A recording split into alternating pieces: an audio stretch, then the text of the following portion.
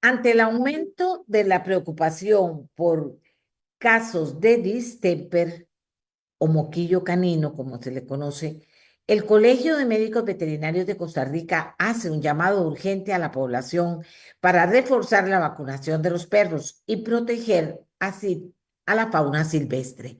Es un virus altamente contagioso con alta mortalidad. No afecta a los humanos, pero es una seria amenaza para la salud animal. La doctora Silvia Coto es la presidenta del Colegio de Médicos Veterinarios y ella nos va a contar qué es distemper, cuáles son los síntomas y qué tan extendidos están los casos de distemper en Costa Rica o si hay zonas particularmente afectadas, doctora. Buenos días, adelante. Buenos días, doña Amelia. Como siempre, un gusto compartir con usted y con su estimable audiencia y agradecerle el espacio para que nos eduquemos todos. Oh. Bueno, con respecto al distemper, doña Amelia, como usted bien señalaba, ha habido una preocupación de parte del sector de médicos veterinarios porque ha habido una apreciación de que pareciera que podrían haber más casos de lo que normalmente se presentaban. Ahora, ¿por qué yo señalo siempre esto? Porque no podemos hablar puntualmente de un brote o una epidemia, ¿verdad? O sea, o de una crisis. Y yo quisiera que eso también le quede claro a la audiencia, porque la idea no es que la gente nos entre en pánico y vayamos a terminar teniendo perritos abandonados en las calles y todo esto por desinformación. ¿Por qué no podemos hablar de un brote? Porque para que pudiéramos decir esto puntualmente, tendríamos que tener un parámetro de comparación, tendríamos que saber cuántos casos se presentan anualmente, siempre, ¿verdad? Y entonces poder decir, bueno, si el año pasado se presentaban 100 en un año y este año vamos por el cuarto mes o el quinto mes y llevamos 300, entonces uno dice, y sí, ¿verdad? Hay una proyección de que evidencia un aumento. Pero esto no existe, este registro no existe porque el distemper no es una enfermedad zoonótica, es decir, no se le pega al ser humano y no es una enfermedad, entonces no es de declaración obligatoria. Las enfermedades que se le pueden pegar al ser humano son de declaración obligatoria y tampoco es una enfermedad económica, es decir, no es una enfermedad que pueda afectar a los animales de producción y generar pérdidas económicas grandes en el sector productivo. Entonces, esas son las otras enfermedades que también son de declaración obligatoria ante el SENASA, que es la autoridad, digamos, en sanidad animal. Entonces, por tener estas características, no existe un registro como tal de la cantidad de casos que se presentan anualmente. Sin embargo, han habido colegas que han externado que en sus prácticas privadas les parece que están viendo más casos del usual. También es importante recordar que cuando entran las lluvias siempre tenemos ciertas enfermedades o ciertas condiciones de salud en las mascotas que se nos presentan más, ¿verdad? Entonces, el distemper, pues como virus que es una de ellas. También se aumentan a veces los casos de parvovirus, también a veces se aumentan los casos, por ejemplo, de yardias o de coccidios. Pero ante esta preocupación de algunos colegas, usted sabe cómo son las redes, y esta información llegó a las redes y aquello se hizo un alboroto, ¿verdad? Entonces, ante esto, el colegio se ve en la necesidad de salir a informar como tiene que ser, primero para tranquilizar a la población y segundo, para educarla, ¿verdad? Porque para mí esto es lo principal, que nos eduquemos todos.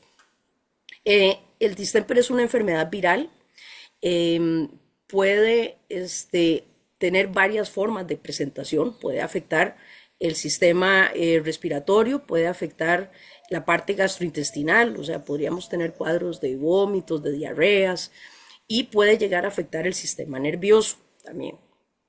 Entonces, los síntomas pueden ser muy diversos, ¿verdad? Y pueden ser muy variados. No se cura, tiene una tasa importante, digamos, de mortalidad. Los individuos que la padecen podrían morir y aquellos que no mueren pueden quedar con secuelas de por vida, ¿verdad? A nivel del sistema nervioso o de, otras, de los otros sistemas que puedan verse afectados.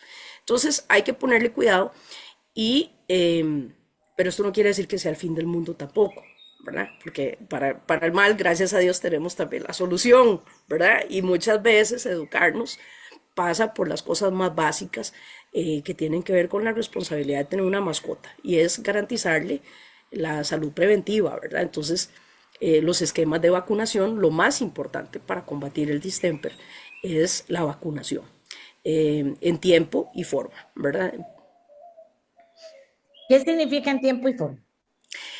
Que va a ser diferente si es un cachorro a si es un animal adulto, ¿verdad? Entonces, si estamos hablando de cachorros, y esto también es importante que la población lo tenga presente, porque hay cosas que por ley tenemos que hacer, ¿verdad? No es si queremos o no, no, por ley tenemos que hacerlas. Por ejemplo, la vacunación contra la rabia. Y esto a la gente se le olvida. Por ley, la vacunación contra la rabia la tenemos que hacer una vez al año. Siempre, no hay excusa, ¿verdad? Y a la gente se le olvida y no lo hacen. Entonces, si yo tengo un cachorro y este cachorro, yo voy a empezar su esquema de vacunación, normalmente a las 6 semanas, entre las 6 y las 8 semanas puede ser que empiece el esquema de vacunas. Ahí el veterinario de confianza que elijamos o la médico veterinario de confianza que elijamos nos va a orientar en el protocolo de vacunación que utiliza. Esto varía dependiendo de cada médico veterinario, ¿verdad? Hay diferentes esquemas de vacunación, pero en términos generales siempre van a haber enfermedades que van a ir incluidas en ese esquema. Y entre esas está el distemper o está, por ejemplo, el parvovirus, ¿verdad? Siempre incluidos porque cuando están en edades muy tempranas son altamente susceptibles, por ejemplo, a esas dos enfermedades, entre otras. Cuando el veterinario nos va a decir cuál es el esquema de vacunación que utiliza o el protocolo de vacunación que recomienda y nos va a decir cuánto tiempo tengo que esperar entre una dosis y la otra, ¿verdad? Entonces, entre una puesta de una vacuna y su refuerzo. ¿Por qué? Porque la gente tiene que entender que las vacunas son el virus que causa la enfermedad, pero como decirlo, atontadillo, ¿verdad? Para que entonces cuando entra al sistema del paciente, el sistema de defensas del paciente lo reconozca y diga, ah, mira, esto es un posible patógeno, es un patógeno, yo tengo que generar defensas contra esto, porque si después me lo topo en la vida, tengo que tener, como decir, policías, ¿verdad? Que puedan enfrentarse y protegerme. Y muchas veces, la primera vez que exponemos al individuo o a su sistema inmune a este virus, esa cantidad de policías, ¿verdad? O de defensas que se van a crear contra, no es suficiente para poder hacerle frente a un desafío ambiental como debe de ser. Entonces necesitamos un refuerzo, ¿verdad?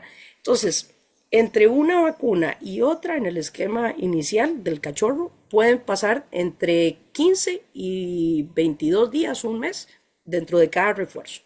¿Cuántas vacunas va a poner el médico veterinario o el profesional de medicina veterinaria? Eso va a depender del esquema de cada colega, ¿verdad? Es diferente si me llega un cachorro de 6 semanas a si me llega un cachorro de 2 meses o de 2 meses y medio. Cuando ya terminamos el esquema de cachorro y pusimos la de la rabia, que normalmente ya con esa decimos, ya, se graduó, ¿verdad? Con su cartilla de vacunación de bebecito, nos volvemos a ver para vacunas hasta dentro de un año. Y dentro de ese refuerzo anual, que es lo que muchas veces la gente se refiere como las vacunas anuales, eh, hay vacunas que ya traen 5 o 6 enfermedades ahí y la rabia. Entonces la gente habla de la vacuna múltiple o la vacuna múltiple más rabia. Normalmente estas son las que se utilizan como refuerzos anuales. Si ya es un perrito que ya tiene más de un año de vida, este, ya va a ser diferente porque lo que le vamos a poner son los refuerzos anuales. Puede ser que el profesional decida hacer un par de inmunizaciones, digamos, poner la vacuna múltiple y repetir una segunda dosis y ya en esa segunda poner la de la rabia, ¿verdad? Porque ya también esa ventana de susceptibilidad se redujo por la edad. Pero, y también ya ha estado expuesto a ciertos patógenos en el medio ambiente, entonces ya ha ido creando algo de defensas contra eso, pero hay que reforzarlas anualmente. Estaba pensando, doctora, estaba pensando yo que cuando decimos que uno para tener una mascota debe formarse y prepararse, ¿verdad? E informarse o tener a alguien a mano que le pueda ayudar es importante, porque a nadie le gusta tener una mascota enferma ni que se le fuera a morir una mascota, pero tampoco es que esté pendiente de todas esas cosas que me está diciendo usted. Que aquí yo estoy con mi perrita, mi Rusca, y digo, mi Rusca, qué torta, tenemos que ir a revisar esto, porque si no está uno pendiente y de repente, de verdad puede ser muy serio para el perrito o la perrita. Claro, y es que también es importante, por eso yo le digo a la gente, no, a ver, no es que entremos en pánico, pero sí tomemos las precauciones, ¿verdad? Porque también hay condiciones, y esto lo digo, es una opinión muy personal, ¿verdad? Es una apreciación muy personal, pero yo creo que hay circunstancias, hay condiciones que pueden sumar a que se nos vuelvan a presentar este tipo de enfermedades o que puedan haber más casos de lo que estábamos habituados. Y por ejemplo, después de la pandemia, primero, en la pandemia las mascotas jugaron un rol determinante, ¿verdad? O sea, si antes ya eran consentidos en la casa, ahora con mucha más razón, ¿verdad? Fueron los terapeutas en muchos casos sin licencia, ¿verdad? Eh, pero obtuvieron un rol muy determinante dentro de las familias. Después de la pandemia, cae en boga todo el tema pet friendly, todo el tema de los parques de perros, Ajá, y yo probablemente le voy a caer mal a más de una persona, pero de ni modo, tengo que decirlo. Si vos vas a un parque de perros, en un parque de perros no hay nadie que te diga a la entrada, mire, enséñeme la cartilla de vacunación de su mascota. ajá. Ahí entra todo el mundo y nadie sabe si los que entraron están bien vacunados o no, visitan regularmente al veterinario o no. Nadie sabe el estado de salud de esos mascotas que van ahí. Entonces, son lugares de alta visitación y sin ningún tipo de control o de filtro del estado sanitario, digamos, de esos individuos. Entonces, son lugares que también pueden servir como focos de diseminación, y además entonces los perros, la gente llega, les tira el juguete, entonces el perro va y se roba el juguete del otro, ¿verdad? Entonces ahí se intercambiaron babas, ¿verdad? De todo. Si tras de eso el tutor no es un tutor responsable y las mascotas hacen sus necesidades por ahí, ¿verdad? Y el tutor no recoge las caquitas como debe de ser, pues peor, porque entonces tiramos el juguete, uno no sabe si el juguete rodó y se embarró, y después el otro vino y la agarró, y ahí es donde se hacen estas condiciones muy favorables para que se nos den este tipo de contagios cuando hay enfermedades como estas presentes. Entonces la gente también tiene que tener cuidado en eso, ¿verdad? Bueno, doctora Silvia Coto, presidenta del Colegio de Médicos Veterinarios, que dicha que nos puso a pensar y a revisar, ¿verdad? Y qué bonito que le digan a uno tutor. Ahora, oiga, mi Rusca, ahora soy tutora, oiga. Se Así, habla, se mi, habla ah, Se mi, habla de tutores, doña Amelia, de tutores y ya no se habla, y se habla de unidades vinculares. Porque cuando se habla de las familias ya se habla de unidades vinculares o de familias multiespecie. bueno, porque aquí mi Rusca todo lo entiende, todo lo sabe, ya sabe que va a terminar el programa, entonces se viene y se pone adelante para decir ya, ahora. Así que todos prestemos atención, de verdad, doctora, muchas gracias por llamar la atención y de verdad que los perritos se convierten, o las perritas se convierten en parte esencial de la vida de las personas cuando convivimos con ellas. Así es, no es que las amamos, es que vivimos con ellas y eso significa también un montón de responsabilidades. Le So- agradezco mucho, doctora. con muchísimo gusto, doña Amelia. Y el llamado nada más a la población, que estén tranquilos. Si usted es un tutor responsable y mantiene al día las visitas regulares con su profesional en medicina veterinaria de confianza, consúltele. Si las vacunas anuales ya tenemos más de un año de haberlas puesto, es el momento de acercarnos a nuestra clínica veterinaria de confianza para que nos la pongan, en especial, como le digo, por la de la rabia, ¿verdad? Y si tenemos todavía menos de un año de que le pusimos las vacunas, pues nuestra mascota está protegida. Si nuestra mascota no es una población de mayor riesgo, ¿verdad? Un paciente que está inmunocomprometido porque está con quimioterapia, porque tiene dolor crónico, una perrita que está embarazada, etcétera.